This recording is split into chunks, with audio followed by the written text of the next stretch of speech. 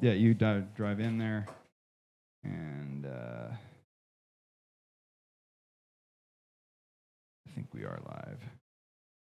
Perfect. The audio's, oh yeah, audio's good. Deadly. All right. Thanks everybody for coming out to ETHVAN here on Decontrol Thursday nights, 6 p.m. We are generally here every 2 weeks during the summer. I think back in October, once we get to October, we're going back to every week. So yeah, we've got, I guess, one more here before October. So yeah, thanks for making it out here. I know it's like a little bit of weather still available. Well, so it's nice that you're down here with us on a somewhat of a sunny day. Yeah, if few of you that have not been here before, raise a hands here. I think there's a few. There's a couple, one there, a couple here. Perfect. Yeah. Thanks for making it out.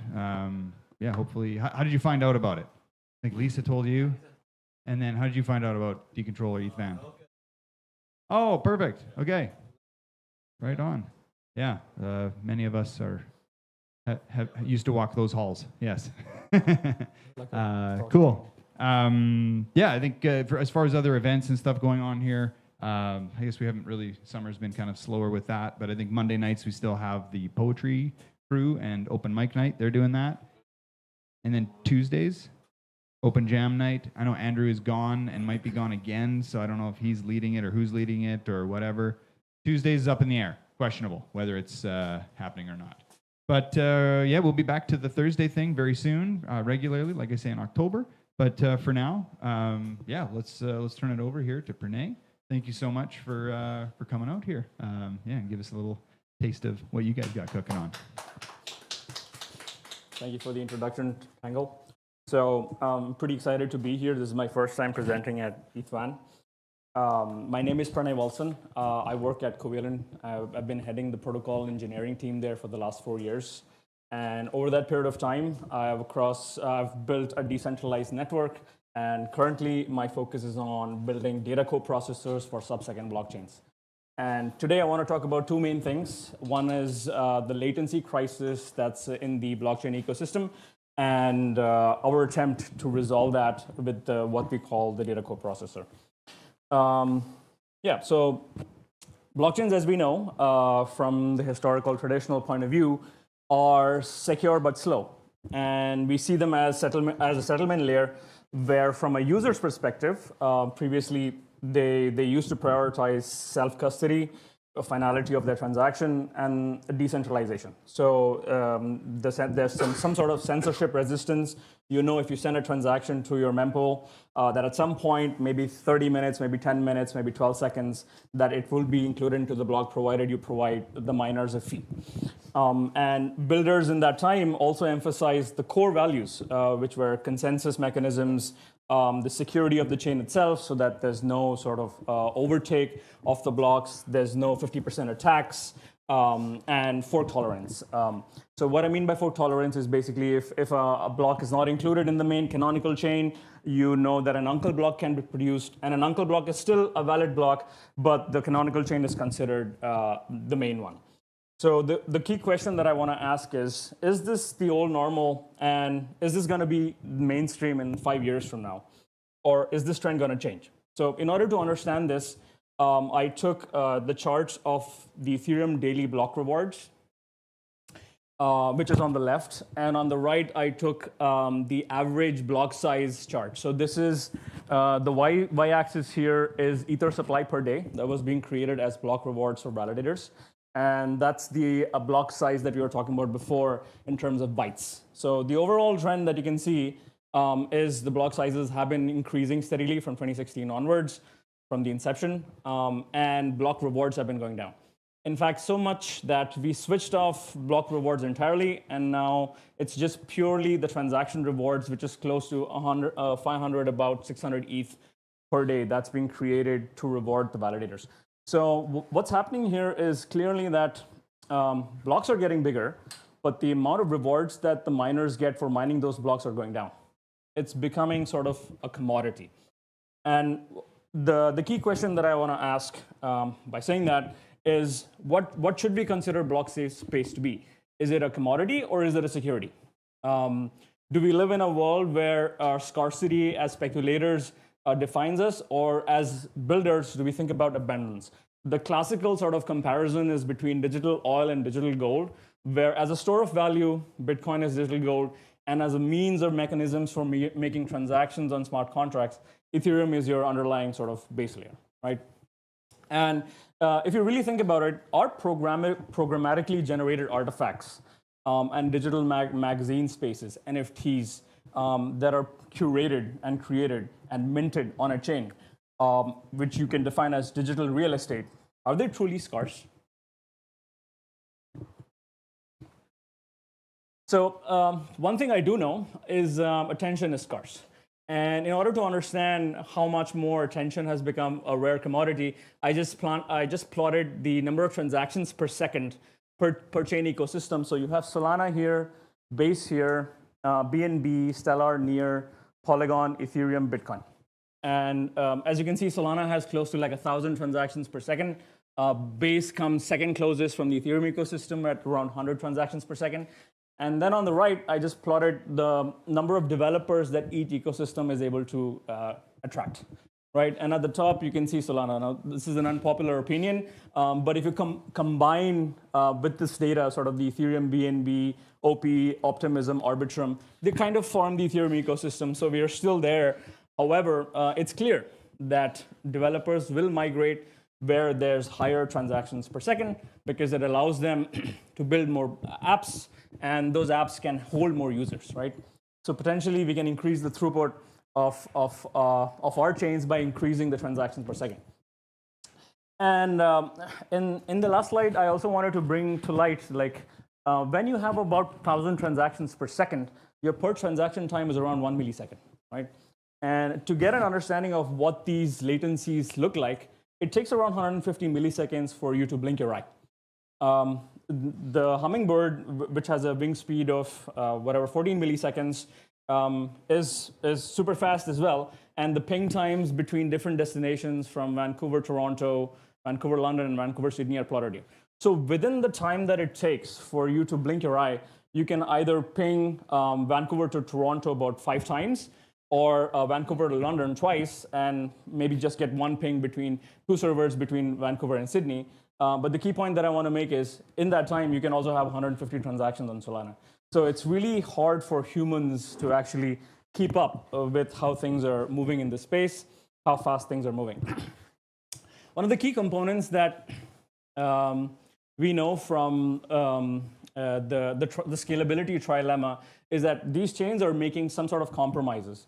And in this case, you can see that I've put the number of validators that are there on the base ecosystem compared to Ethereum, the amount of stake on base versus Ethereum, and there's a stark difference.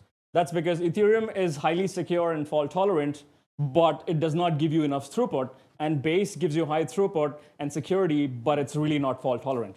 What that means is if one of the nodes go down, you know your transaction's not going to go through. It's probably going to sit in the mempool till another Brian Armstrong comes along and spins up a new base validator, right? So this is the reality that we're facing. We're making compromises in order to increase the transactions, in order to attract more developers. Yeah. I think now it's like more important to focus on application layer stuff though, as opposed to, because I mean, I think why Ethereum is doing well is because it's a settlement layer, but like, that's why, didn't Base just launch a new product too? It's like all for application layer stuff. So if you think about why Solana has more volume, which is why they have more developers, it's because they're building application layer stuff. Even if it's extractive, it's still like getting users. What do you think? How is Covalent? What do you think of that? Yeah, that's a fair point. So the way I've kind of thought about this is the evolution of the different layers. So you can potentially take your execution layer and scale that separately as a layer 2 while keeping your, which is basically your application layer, while keeping your consensus still secure and validated with a large number of validators, which might take time, right? So you can probabilistically have a block confirmed on a layer 2, which is executed and you get your transactions. But eventual finality still happens on a layer 1 like Ethereum, right? Yeah. Well, that's why I'm calling it the settlement layer. Because what do you think in the context of this with like Polygon too? Because I feel like nobody's actually using it. Yeah. But they're still making a lot of money and fees from it. Like, you guys use Polygon at all still too? What we do is index all these chains. So It's like a proxy. Yes. Yeah. So we basically run these nodes separately on our own servers, and we have what we call data coprocessors that export this data directly at the time that it executes. So instead of waiting for it to finalize, we grab it at the time that it's seen by a given node, right? And our core job as a data indexer in this space is to provide that data in a structured format to our clients. So you guys mostly run nodes and validators Yes. to get data and oversee it? Yes. So, okay. Sure. I don't really, I know about the company. I followed, is the CEO. I followed him on Twitter like 5 years ago. So I was aware of, I thought it was cool because it was local. It's cool that you guys, it's a pretty big company. I don't fully know like what you guys do. Do you mean Covalent? Or No, yeah, I'm talking about Covalent. Yeah. Like, yeah, there's a bunch of things that we have done. I want to talk about a very niche use case. Sorry to interrupt. No, that's okay. I'm just that's thinking okay. because I feel like application layer stuff is like super relative to TPS. Yes, And like, yes, it is.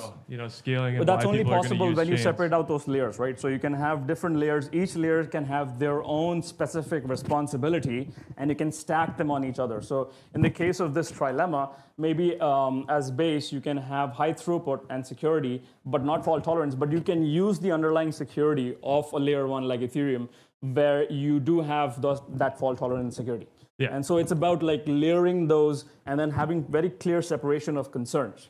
I guess that makes me think of the slide you showed too. It's almost like Ethereum is becoming like a hybrid Exactly. gold Yeah. gas.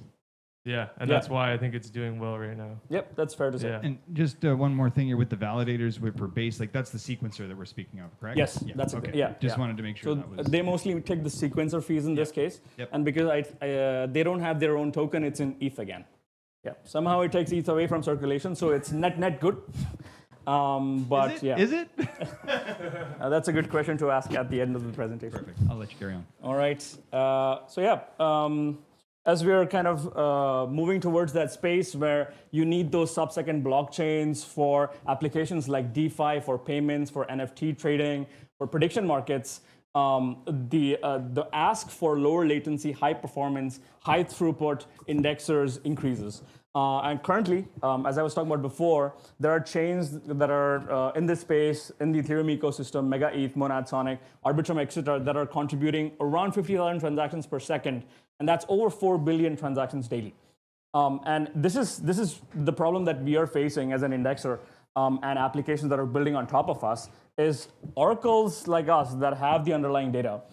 Maybe we take like less than a second to have updated data. But if these chains are finalizing in sub-second times, then what happens is over time we have a lag that is being created between what's at the tip of the chain and what's actually something that we can provide, which we have some guarantees and knowledge over, right? So essentially, dApps are becoming a little bit state blind, especially if they need to run at the tip of the chain. And these are the applications that do need those kinds of data.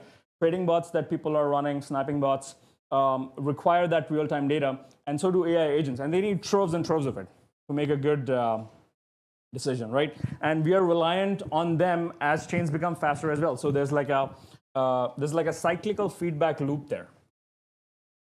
So traditionally, the way we kind of built out our internal architecture was we ran our own nodes, and through RPC calls and an extraction engine that sits in the middle, we were able to poll with an async await function, wait for the function to resolve, get the data, and put it in a Postgres database. And use this Postgres database as the underlying source of truth, which was basically enveloped by this Java API, which spoke to our SDKs and frameworks. And at multiple points, you can see there's latencies involved, there's back and forths involved. So this is a little bit of a pull-based architecture, where as soon as you know that there's a new block that's been received, the latest block has been received, the extraction engine makes an RPC call, gets the block, divides it into transactions, traces, logs, different kinds of, say, schemas, and then puts it in a database. And we had been doing this since so far, like we've scaled to like 100 chains, and we started seeing that we were struggling with these tip-of-chain latencies and for faster, higher throughput chains. And as an example, I have here the snapshots of the different chains that we currently have on Postgres. This is mainnet for Base, Ethereum, and Binance. And what I want to point out here is the sizes of these individual sort of schemas is like in the few terabytes. So it's 2.2 terabytes for the transactions. Log events are around 5.6. Block transactions are about 1.3 terabytes. You can see this adds up pretty quickly. And because Postgres needs a hot disk to run on, what we essentially have to do is to be able to host this at any point in time for any historical query or any point query that a client wants to make, including analytical ones. So is this all time for each of these Yeah, chains? it's all time. Okay. Yeah, I took this snapshot like yesterday. Okay. Yeah. And it's becoming prohibitively hard for us to like run Postgres, and we have to like host them on bare metal servers where we are able to like scale them depending on which chain we want to index. Yeah, so we're clearly seeing some sort of challenges with this. Oracles are breaking, dApps are breaking, agents are falling behind, decisions are getting deferred because you're not able to like gather enough data to make that decision, and humans clearly just cannot keep up. So we had to call for a grounds-up rethinking of the entire architecture, and this is what we came up with. It's called the data coprocessor.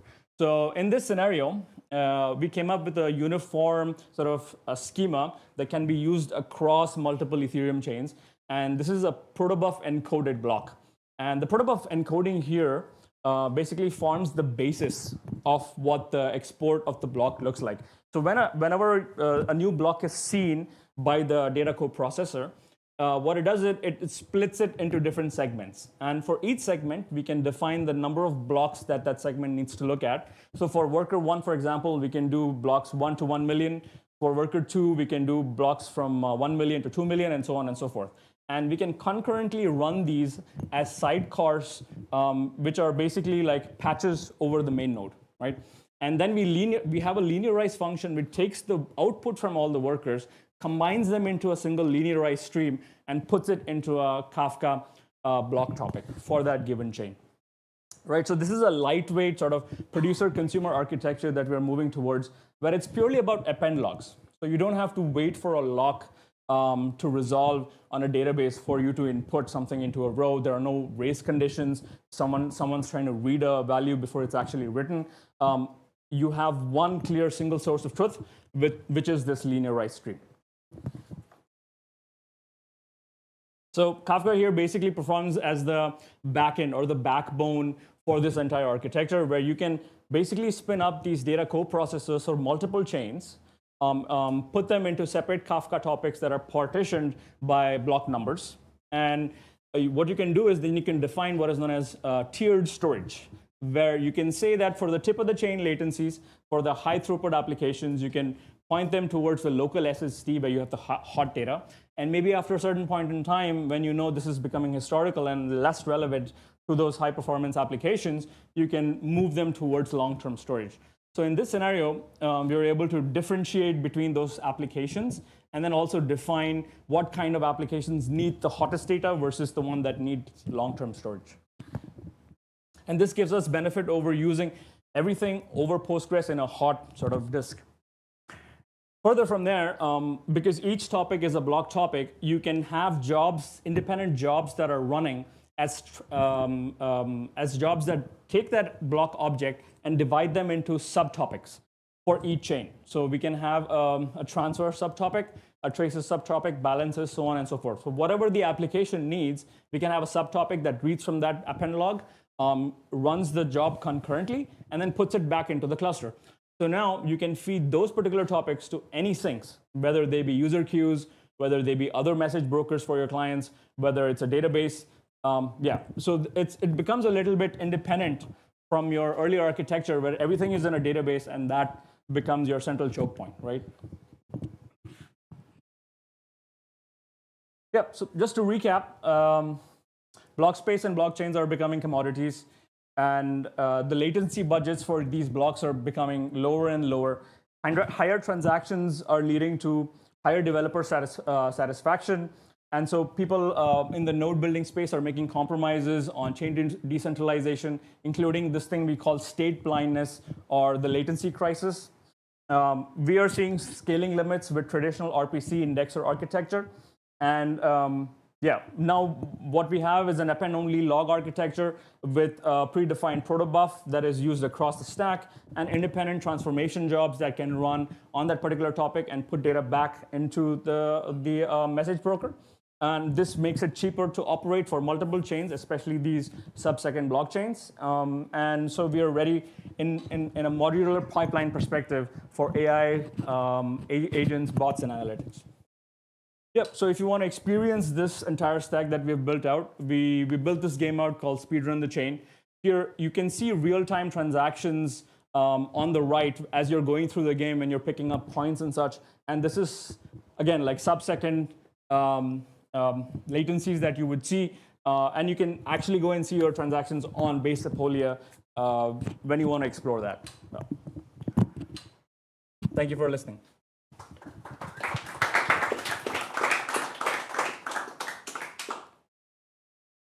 Question, if you don't mind. So if I have, if say I'm using Covalent, I have some predefined function that I guess I can query about block data, right? Yeah. Do you have a stat on like time of the event to when I can get my data? Yeah. So what we tag is the timestamp to the offset time. The offset is basically at any given time when a message is inserted in a message broker, you have these things called offsets. And so what you can do is you can start your job, which is a transformation at any given point in time, and point it to that offset to whatever X point in time you need it. And that job is an ephemeral job that gets spun up in our architecture, does the work for you, returns the result, and dies. Yeah. Okay. If I have like a super like minimal job, like I just want to see the data as soon as you see it, essentially. Yeah. Do you have like a timing for that? So it's basically you get what we get, right? So what you would do is, in this scenario, the Kafka chain block topic, which is the underlying source of truth, can just have subscribers. Right. You can have multiple subscribers, and you just become one subscriber to that topic. So as soon as we see it, you see it. So there's no lag between the customer getting the data and we actually seeing it. Yeah. And what was your latency for that? Do you know? Yeah. So I have the overall architecture with the latency. So from a given node, the text is small. The overall sort of latency is around close to like 200 milliseconds. Okay. From the time it gets from the node to like an S3 bucket, for example, which could be your bucket in this case. Right. Okay. Yeah, so this is basically the chain extraction layer. We can spin up multiple independent chain producers that produce to the Red Panda broker. This is just one example, one single example. Right. We have a caching layer that basically, if the node is again faster than what we can process, we cache it up. Yeah. Okay. And then the event processing layer, is that what like I define what I want? So those are the jobs that we define or you define. Oh, okay. Yeah. Okay. Which consumes from a topic, and then you can either put it back into a topic, or you can just put it to a database, or you can put it to an S3 bucket, whatever you want. So the consumer layer is all over here, and this is like the producer layer. Okay. Cool. I've got a question. Yeah. So what would the benefit be of this instead of just using your own node? So obviously there's conveniences. You have like 100 chains. Yes. But, that's a good question, actually. Yeah. What's the other? So I wanted to talk a bit more about this. So the clear advantage you get is a unified schema.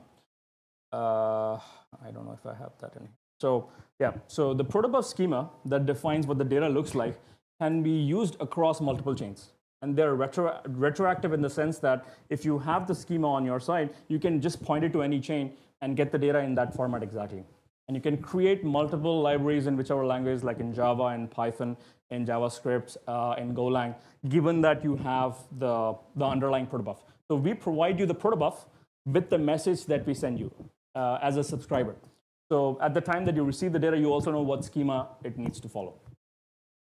And then it's easier for you because you don't have to worry about like 100 different formats, right? And this one schema encodes every single chain as long as they're Ethereum. So we are able to do this for Ethereum much more effectively than other chains. I was just going to ask you, so do you do Solana? No. We are trying to build a Solana engine right now. Okay. And there's a bunch of challenges there, but that's maybe for another day. What about like Starknet? I do believe we have indexed Starknet. Yeah. Nice.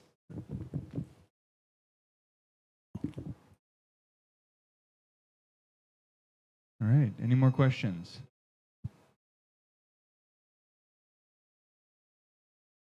Yep. Who are you, like some of your guys' bigger like clients? Do you work with Dune? No, Dune has their own indexer. Oh, okay. Yeah. So they have their own nodes, I guess. Yes, Okay. I believe they run their own nodes. So these are some of the stats that I have from the previous version of the architecture that we use. And yeah, we have a bunch of investors there. We have a bunch of clients there. Yeah, and we've been indexed over 100 chains, and our NFT asset storage is around 500 terabytes. You guys, what was I gonna ask? It's not scarce. What are the main use cases you think for AI agents on right now? Anyway. Well, it's mostly like this? some sort of high frequency trading. Oh, okay. Trade matching, I would say, True. where we have this thing called the OHLCV, the open high low close volume for trading pairs. So given a bracket of time, like say a few seconds to a few minutes, you can see what the value of a particular token is, what's the lowest, what's the highest, and the amount that it was traded in terms of volume. And that can help your AI agent make a decision on whether it wants to trade or not.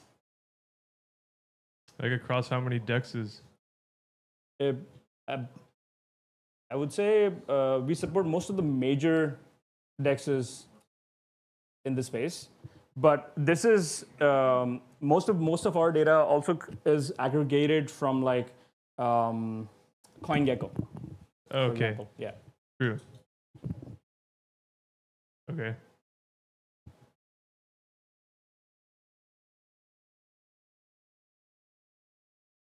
All right. Any more questions? Oh, we gotta get a mic. Get a mic. Get a mic. You have a mic handy there? Check. Yeah, I just wanted to ask about protobuf over JSON. Like, what exactly does it mean? Does it mean that when you have like two participants, communicating, and they have one of them supports JSON, one of them supports protobuf, like, how does this interaction happen? Yeah. So within the Kafka broker messaging system, you have the ability to upload whatever schemas you want the data to be verified in, right? So if there's an issue with the underlying piece of data, the message is either redacted or it's tried again, right? And so at the time of initialization, we provide Kafka all the different protobufs, all the different schemas for different topics. So each topic has its own schema, and you can do this as a raw file. You can do this as a protobuf file, or you can do a JSON file. With JSON, what we found was the payloads were 1.5 to 2 times bigger, because with each of the fields you have these repeating sort of keys. But the protobuf, because it's all binary and compressed, you can reduce the size of your payload. So keeping your payload size small helps you then break it up later and then expand it and enrich it, right? So you can have a job that then reads from that underlying binary, gets the data that it wants, enriches it in the way that it wants to, and posts it back into the broker. And this is much easier using protobuf than JSON, though we did do the experiment, the JSON formats as well. Right, and that's because Kafka supports JSON-defined schemas, I imagine only. Yes. Right, okay, Yes. okay, makes sense. So like, am I right that you basically allow users to process something over the data in your servers and then give them the result? Is that right? Yes, so we are currently building this out. It's called the Warehouse API. Because we warehouse the data from like Genesis all the way till the tip of the chain, we essentially allow you to run concurrent lightweight jobs in a cluster. And so you can define what the start point and the end point of your query needs to look like, and what kind of resources you need to use for that query to resolve. Like there's low, medium, high, et cetera, and that defines what kind of resources are allocated to that job, where that job is run spun up, creates the result, returns it, and then kind of dies. Right? So yeah, we can essentially run those jobs for you, and you can make point queries to our, say, block topics to know if any point in time you want to cross-relate whether we have accurate data or not. You can also verify that yourself. So we are also building this stack out, which is a set of light clients. What these light clients will do is they will make these kind of point queries to our block topics, get different blocks, get their data, and make sure that what they see from the public sort of ecosystem is the same as what they see on our servers. Thank you. Question here. How the usage will change for your current users now? Like people are using the APIs right now. Yes. For them, they see no change They see no because they just use the API interface, whatever they need, transactions, traces, log, etc. This is about the core sort of architectural change on our backend, right? Where we can now support those use cases which demand that, okay, you're making a sniping liquidity bot, right? And you wanna make your decision within like a few milliseconds of seeing a particular transaction. You can actually build those kind of use cases right now. Or if an AI agent needs to make a decision for whatever XYZ platform you're trading on, you can point it towards the chain that you care about. So there's a direct data feed that is pushed out. So it's basically the change between that sort of pull-based architecture to a push-based one, where we don't wait for a query to resolve. As soon as we see it, we push it out directly to our consumers. So they're not making the API calls; they're just like subscribing to it. Subscribing to it. Okay, Yeah. and then since you guys have fallen into this issue, that's why you built all this new architecture. You think your competitors like Tune and Graph would be doing the same thing right now because they'll be falling into the same issues, right? There's a high likelihood that you're going to see this sort of repeating across the industry, and there's no denying that we are also being inspired by a bunch of like our competitors. But the core decisions that we're making are the differentiating between like the historical use cases versus the tip of the chain, sort of high throughput use cases. And maybe depending on Dune, which does more historical stuff, they maybe have less performance requirements than us. So thank you. Are you guys like indexing polymarket data at all? Yes. Yes. What chain is Polymarket on? So as long as On that chain, Polygon. yeah. So we're indexing that. And do you? So there's a separate indexing layer that actually takes the contract metadata, and then based on the contract metadata and the new logs that are coming in, kind of decodes that, and that's sort of like a process that runs asynchronously to the actual blocks being created. Yeah. Right. And that's something that we need to run on the basis of the customer demand, because True. that's quite expensive, and we have to get the contract metadata first. And if there's any changes, if the contract migrates, that breaks. Yeah, I don't think there's enough liquidity yet either for there to be really. You guys thought about starting a hyperliquid node? We have.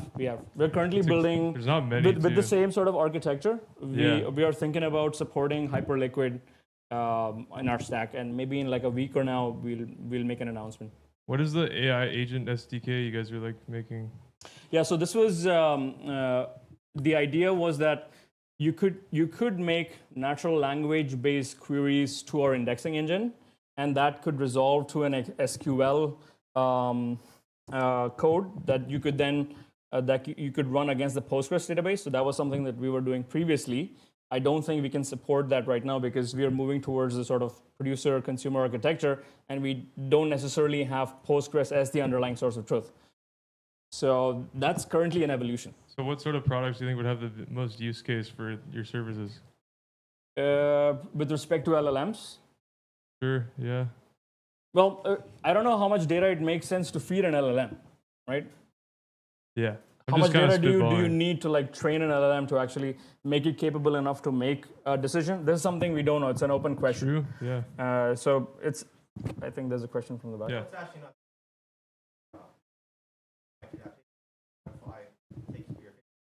Okay. Take ones from. Yeah.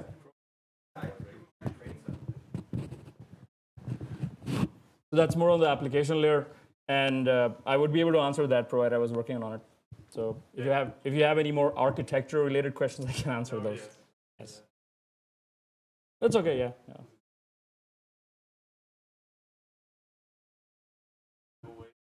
Yep. I agree.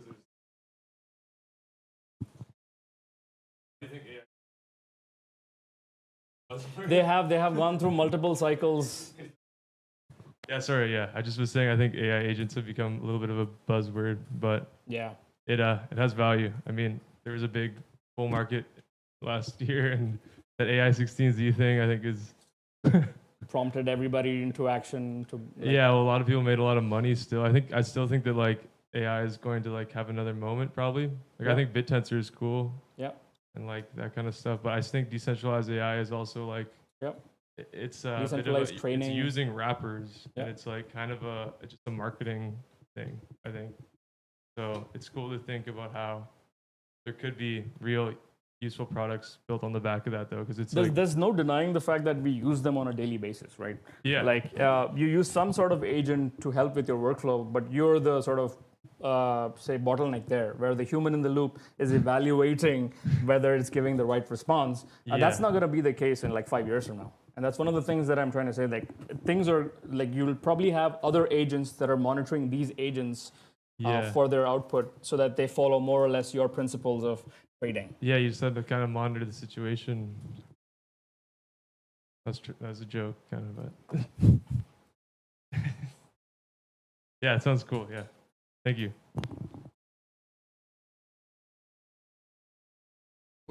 Where does the sub-millisecond come from? It comes from the block times. So the amount of time that it takes for you to like mint a block, right? And right now for base, for example, it's about 2 seconds per block. And that's the fastest block time you have currently. And they're also moving towards higher gas limits, so the blocks are bigger. They're in the few, I would say, gigagas, so 10 raised to the power 9. So it's like 100 million gas. So do you have to face like fraud and rollbacks?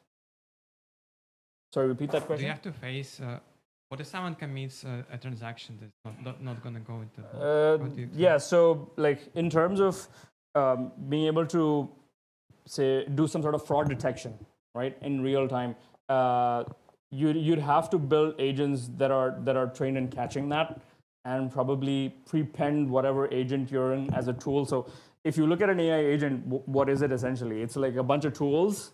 It's an LLM. It's got some memory and it's got some processing capacity. And the LLM is only as good as, or the AI agent is only as good as the underlying memory that it has and the access of tooling that it has, right? This is called the MCP as we know it.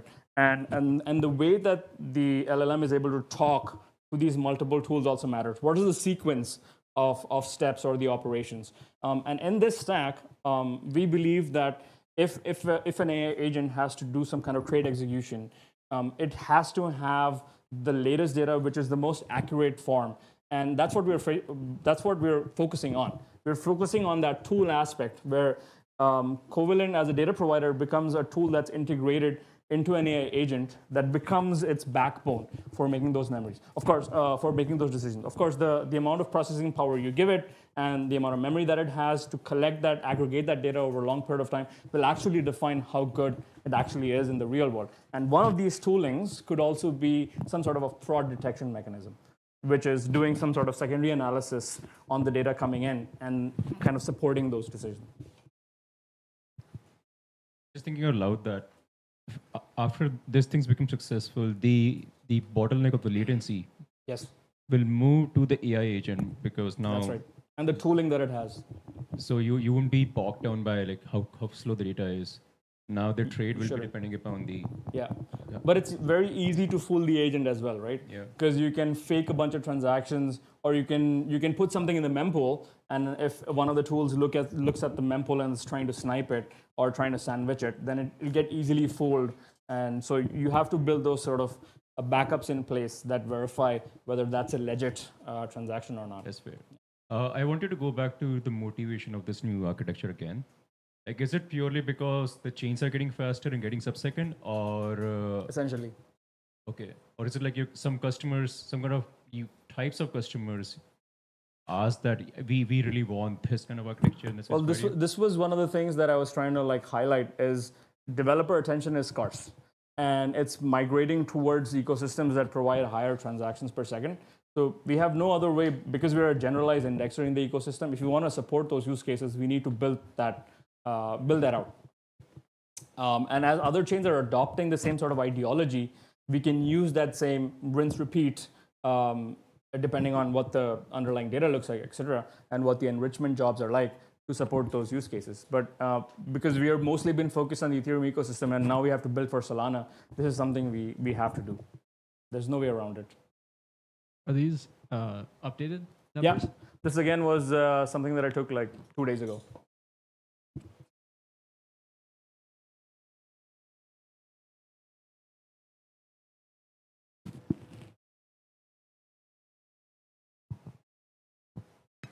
All right.